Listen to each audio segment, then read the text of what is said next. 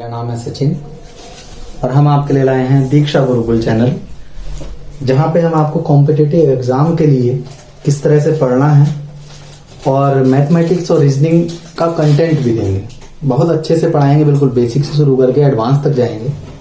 आपको अपने बैकग्राउंड के बारे में बता दूं तो मैंने बीटेक किया है, एमटेक किया है आईआईटी दिल्ली से। मेरा इंडस्ट्री एक्सपोजर भी है। तो मैं आपको शेयर करूंगा कि जो हम ये पढ़ते हैं ऑब्जेक्टिव और सब्जेक्टिव अप्रोच जो होती है एग्जाम की, वो इंडस्ट्री में कैसे यूज में आती है। ठीक है, तो आप जुड़े रहिए दीक्षा गुरुकुल चैनल से। आज हम बताने जा रहे हैं कि दीक्षा गुरुकुल चैनल पे आपको किस तरह से एग्जाम के लिए प्रिपरेशन कराई जाएगी। देखिए, किसी भी एग्जाम में बेसिकली 4 सब्जेक्ट मेनली आते हैं: मैथमेटिक्स, रीजनिंग, जीएस और करंट, और अगर जो एसएससी की बात करें तो इंग्लिश भी आता है। तो ऐसा कहा जाता है कि किसी भी एग्जाम को डिसाइड करने वाले पोर्शन ये दो होते हैं, जीएस इंग्लिश और करंट।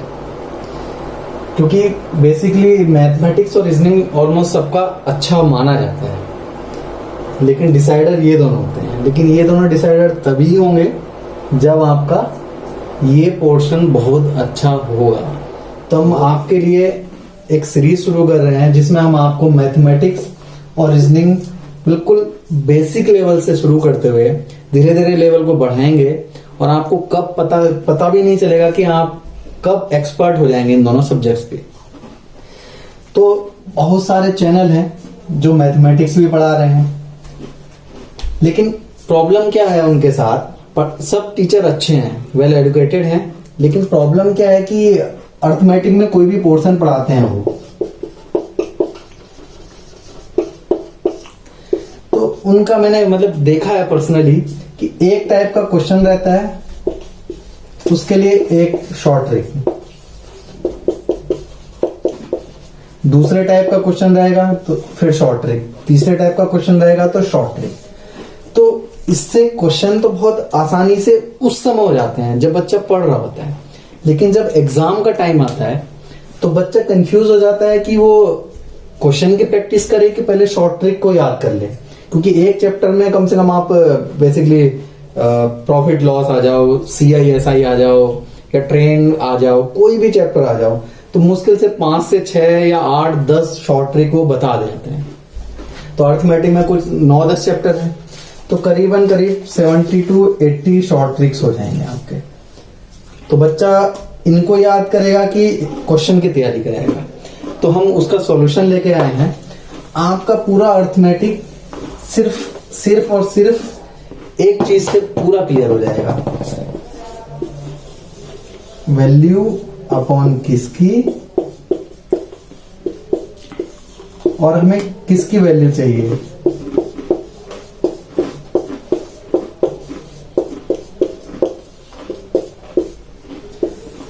पूरे अर्थमेटिक में मैं आपको सिर्फ ये ही फॉर्मूला, और ये भी फॉर्मूला नहीं है, मैं आपको बताऊंगा ये कहां से आता है। ये इस पे पूरा अर्थमेटिक आपका खत्म हो जाएगा। एक बार इस फॉर्मूले को पढ़ लो, मेरे साथ एक बार पढ़ लो, फिर आपको जिंदगी में कभी अर्थमेटिक उठाने की जरूरत ही नहीं पड़ेगी। ठीक है, आगे हमारी स्ट्रेटेजी क्या है कि रीजनिंग में क्या है कि रीजनिंग सबको आती है, उसमें कोई दिक्कत नहीं है, लेकिन रीजनिंग में क्या है कि टाइम बचाना है। क्योंकि एक कहते भी हैं टाइम इज मनी, और एग्जाम टाइम में तो एक सेकंड हमारे लिए काउंट होता है। तो हम जितना स्पीड अपना अर्थमेटिक में और अपना रीजनिंग में कवर कर पाएंगे, उसका यूज हम जो थोड़े बिग पोर्शन होते हैं अर्थमेटिक में ही, उनको सॉल्व करने में हमें टाइम मिल जाएगा। तो जैसे रीजनिंग में एक चैप्टर होता है स्लोलिज्म, बहुत ज्यादा पूछा जाता है वो किसी भी एग्जाम में, तो सब लोग वेन डायग्राम से पढ़ाते हैं उसे, बट बच्चा कंफ्यूज हो जाता है कि ऐसे होगा ऐसे होगा, वो मल्टीपल जाता है, फिर कोई जो भी उसे ऑप्शन मिल जाता है वो लगा देता है। लेकिन हम आपको वेन डायग्राम से स्लोलिज्म नहीं पढ़ाने वाले हैं। स्लोलिज्म को भी हम एक नए तरीके से पढ़ाएंगे, न्यूमेरिकल मेथड से। तो आपको डिफरेंस समझ में आएगा कि 100% एक्यूरेसी होगी उसमें, विदाउट फेल आपका आंसर सही का सही होना है। तो आपको यहाँ पे मैथमेटिक्स और रीजनिंग इतनी अच्छी से पढ़ाई जाएगी कि आप सोच ही नहीं सकते कि अर्थमेटिक इतना आसान था। क्योंकि आजकल आप कोई भी एग्जाम दे लो, एसएससी ले लो, आरआरबी ले लो, या फिर आप बैंक ले लो, या कोई और भी टेक्निकल पेपर भी ले लो, उन सब में ये दोनों पोर्शन पूछे ही जाते हैं। तो अगर जो ये दोनों पोर्शन आपके अच्छे हैं तो आप कोई भी कॉम्पिटिटिव एग्जाम बहुत आराम से निकाल पाएंगे। तो यहाँ पे आपको मैथमेटिक्स और रीजनिंग बहुत अच्छे तरीके से पढ़ाया जाएगा, बिना किसी फॉर्मूला के, बिना रटे। आपको कुछ नहीं रटना है, बस आपको क्लास में आना है, नोट्स लेने हैं और चले आना, और एक बार रिवाइज करना है तो आप एकदम एक्सपर्ट हो जाएंगे। चलिए, एग्जाम आजकल दो टाइप के पूछे जाते हैं, एक सब्जेक्टिव, एक ऑब्जेक्टिव। अब आप कहेंगे कि आपने यहाँ पर अर्थमेटिक पढ़ लिया, रीजनिंग पढ़ लिया, आपका मान लिया एसएससी में सिलेक्शन हो गया, माना इनकम टैक्स इंस्पेक्टर के उस पर हो गया आपका, तो आप कहेंगे मेरा तो वहां पे कोई यूज ही नहीं आता है, ना मेरा ट्रेन वाला यूज आता है, ना प्रॉफिट लॉस, कुछ भी यूज नहीं आता है, तो हम पढ़ क्यों रहे हैं ये सब चीज। एक्चुअली होता क्या है, सब्जेक्टिव पेपर में जो ज्यादातर यूपीएससी वाले लेते हैं, सब्जेक्टिव पेपर में आपकी पर्सनालिटी देखी जाती है कि आप किसी चीज को किस तरह से रिप्रेजेंट कर रहे हैं। और ऑब्जेक्टिव पेपर में जब आप जाते हैं तो वहां पे आपका माइंडसेट नहीं देखा जाता है। एग्जाम सेट करते हुए एग्जामिनर क्या सोच के वो क्वेश्चन डाल रहा है, आपको उसका माइंडसेट देखना है और तब जाके उसका क्वेश्चन सॉल्व करना है।